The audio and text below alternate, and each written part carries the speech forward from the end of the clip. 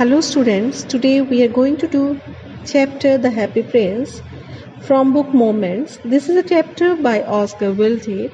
So before proceeding with the chapter's explanation, let us know about the author. Oscar Wilde was an Irish playwright, novelist, essayist and poet. He became fluent in French and German early in life. After university, Wilde moved to London into fashionable cultural and social circles.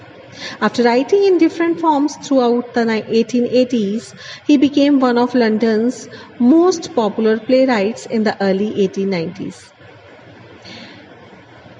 He is remembered for his epigrams, novels, plays, as well as the circumstances of his imprisonment and early death.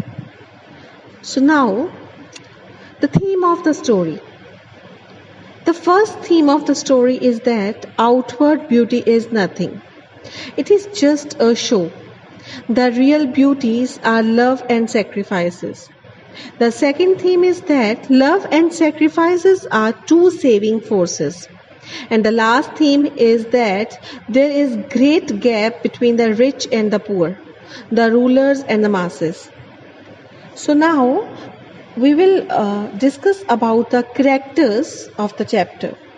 See, the character sketches of any chapter is really important to know because characters always make the work of writer, author or poet, more meaningful. So, first of all, the Happy Prince. In actual, it is the Happy Prince statue, the main character of the chapter, who have felt pain of and sufferings of the others, and he was really surprised to see all the things, and he just wanted to help all the persons, those who are suffering. So next is the swallow. He is on a journey to Egypt to join his friends for winter, and he is the main source who helps Happy Prince in this charitable work. And then two counselors who earlier praised Happy Prince statue and appreciated the beauty of the statue, and then called it shabby afterwards when all the expensive jewels has been taken out of that statue. And then a seamstress, the playwright, the little crying match girl. All these three of them have received help from Prince through the swallow. Then comes God. God, a character at the end as well as an angel. So now, let's know about the story now. The statue of the Happy Prince stood on a tall pillar. He had his body covered with gold leaves.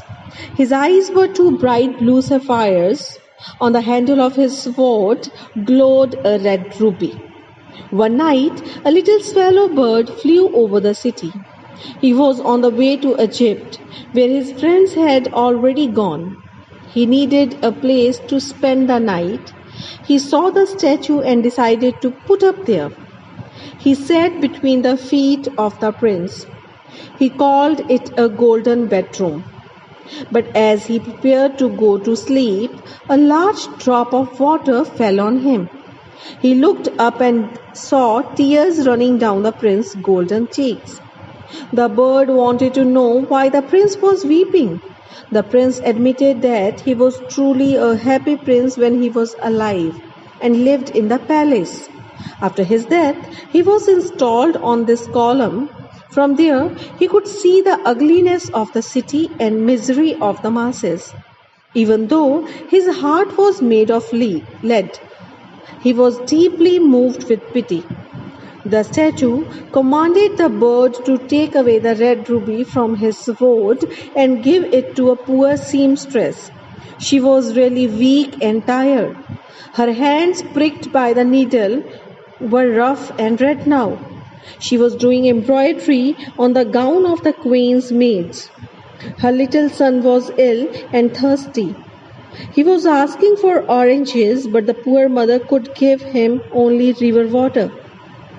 The bird pleaded with the prince to let him go and join his friends, but all in vain. The swallow acted as the prince's messenger.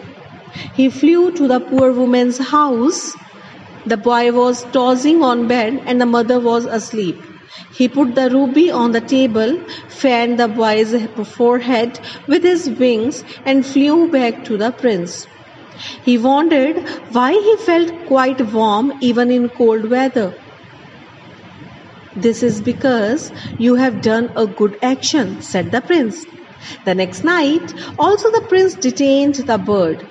He requested the swallow to pluck out a sapphire from his eye socket and take it to a poor playwright. The poor fellow was feeling cold and hungry. He needed money to keep himself warm enough to finish the play. The swallow flew to the playwright's room and put the precious stone on the faded flowers. The next day, the prince requested the bird to take the other sapphire to a poor match girl. She was crying because her matches had fallen into the gutter. She was afraid of the punishment from her father. The swallow extended his stay by another day to do the job. The next day, the bird told the prince stories of what he had seen in the strange lands. But the prince wanted him to fly over his city and tell him about the plight of the poor. The bird saw beggars at the gates of the rich. He saw two little hungry boys under a bridge being driven away by the watchman. The prince then decided to help the poor children. He asked the bird to take off the gold leaf from his body and give it to the hungry poor. Thus the two together distributed happiness and made the children smile. The snow came, followed by the frost.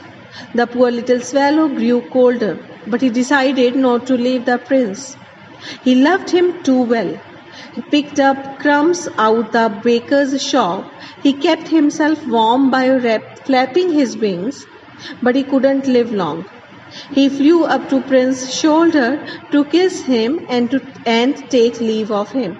The prince readily allowed him to fly to Egypt, but the bird disclosed that he was going to the house of death.